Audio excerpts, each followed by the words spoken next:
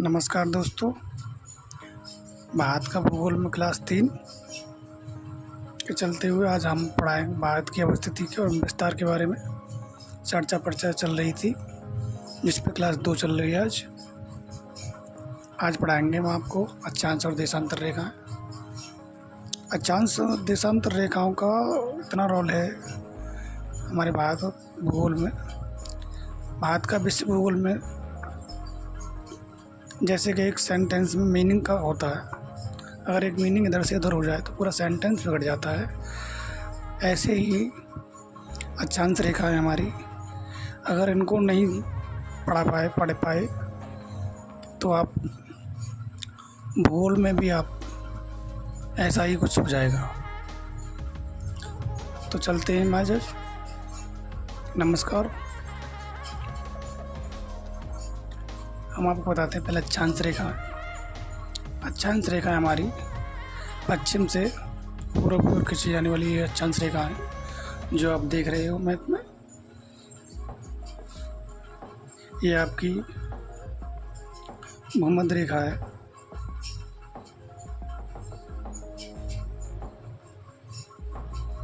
भूमध्य रेखा है। ये आपकी मकर रेखा है और ये आपकी कर्क रेखा है।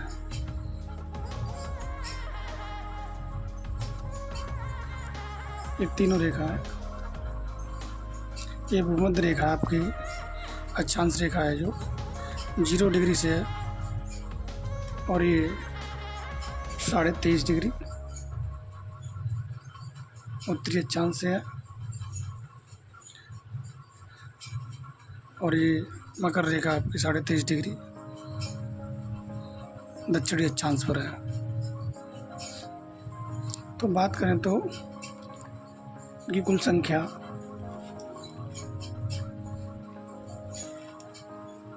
इनकी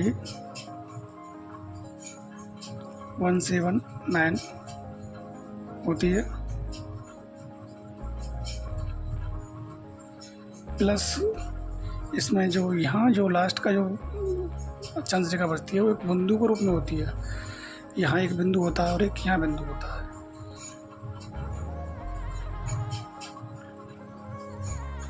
तो उसे बिंदु मानते हैं। अगर इनको भी हम रेखा माने तो प्लस इसमें 2 कर देते हैं हम उनको, तो टोटल हमारी अक्षांश रेखा 181 हो जाती है।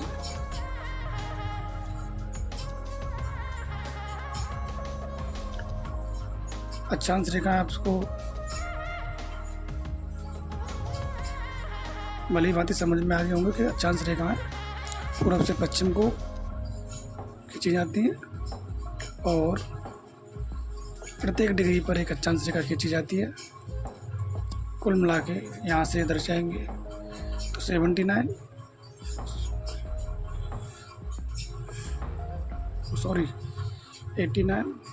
और इधर से यहाँ जाएंगे तो 89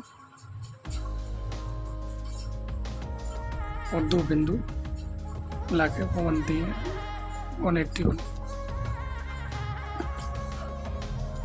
इसी प्रकार अब आ जाते हैं हम देशांतर रेखा पे। देशांतर रेखा है आपकी उत्तर से दक्षिण को खींची जाती है, दक्षिण जो आपको दिख रही है ये आपकी देशांतर रेखा है। इनकी कुल संख्या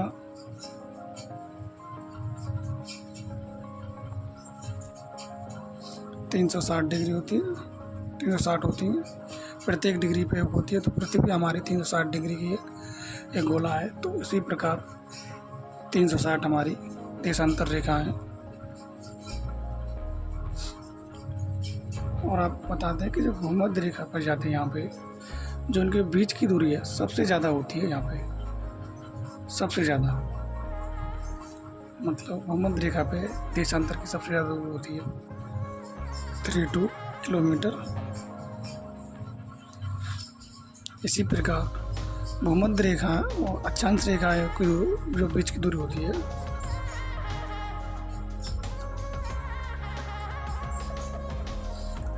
दूरी, क्योंकि ये पूर्व से पश्चिम खींची जाती हैं। तो इनमें ऐसा नहीं होता है कि आगे ये खींचते हैं तो ये तो पता है, खींचने पर यहाँ पे कम गैप रह जाता है और यहाँ पे ज़्यादा गैप रहता है। इसी प्रकार यहाँ पे हम 1 डिग्री पे खींचते हैं तो इनके जो बीच की दूरी होती है, जैसे 2 अक्षांश रेखा है, 1 अंश पर 8 डिग्री हो गई यहाँ, तो इनके जो बीच की दूरी होगी वो 111 किलोमीटर होगी। 111 किलोमीटर बीच की दूरी 111 दिया है। आगे हम चलते हैं अपने भारत की अवस्थिति पे। तो भारत की अवस्थिति के बारे में बताने से पहले बताते हैं कि ये गोलार्ध ये वाला भाग है पृथ्वी का। हमने ये भाग लिया है, ये वाला भाग लिया है हमने पृथ्वी का, ये वाला भाग में लिया है। तो ये भाग हमने ले लिया। इसमें इसके 2 पार्ट किए। ये वाला भाग आपका, तो ये वाला भाग कौन सा हो गया आपका? गोला था, इसका हमने आधा भाग लिया, तो गोले का कौन सा भाग? आधा भाग, गोलार्ध, गोले का आधा भाग, तो गोलार्ध हो गया। परंतु कौन सा गोलार्ध है ये? तो ये वाला भाग हमारा उत्तरी गोलार्ध होता है। ये वाला भाग आपका दक्षिणी गोलार्ध है। यहाँ से आपका दक्षिणी गोलार्ध है ये वाला, और ये उत्तरी गोलार्ध है। तो ये हमारा कौन सा भाग हो गया? उत्तरी गोलार्ध।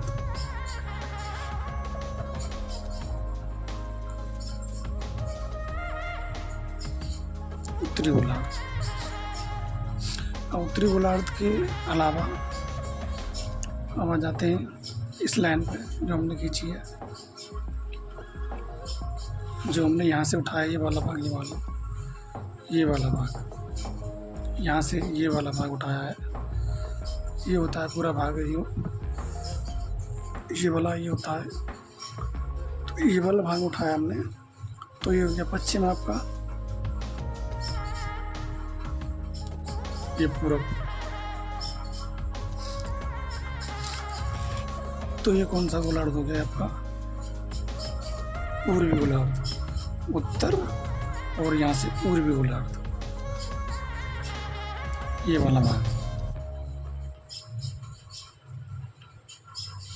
इसके चलते हुए जो हमारा भारत की अवस्थिति है, जो भूमध्य रेखा यहाँ है, यहाँ से 23.5 डिग्री ये है, आपकी मान सकते हैं 23.5 डिग्री। तो भारत की अवस्थिति लगे हमारा भारत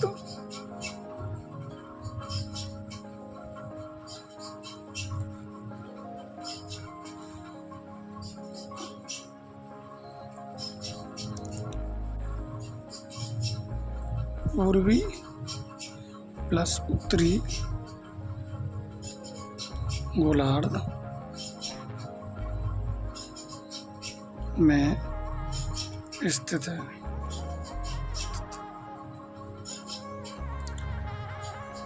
हम दोबारा बता दें कि देखो, ये तो हो गया आपका उत्तरी गोलार्ध, यहाँ से वाला उत्तर का भाग हो गया, ये ऊपर वाला, और इधर से ये पश्चिम का भाग हो गया, ये पूरब का भाग हो गया। तो भारत की अवस्थिति हो गई उत्तरी, पूर्वी, उत्तर, पूरब। तो हम बोल सकते हैं एक सेंटेंस में, भारत उत्तरी पूर्वी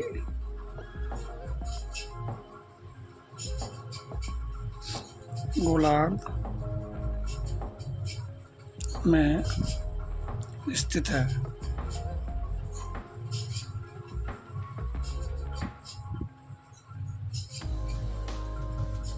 अगली वीडियो में हम आपको बताएंगे भारत किस अक्षांश भारत से कौन कौन सी अक्षांश रेखा को गुजरती हैं, भारत का कौन सा टाइम जोन है, और भारत के बिंदु, मुख्य बिंदु एवं उनसे कर्क रेखा की दूरी या भूमध्य रेखा से दूरी। आज के लिए इतना ही। वीडियो अच्छा लगा हो तो शेयर करें। धन्यवाद।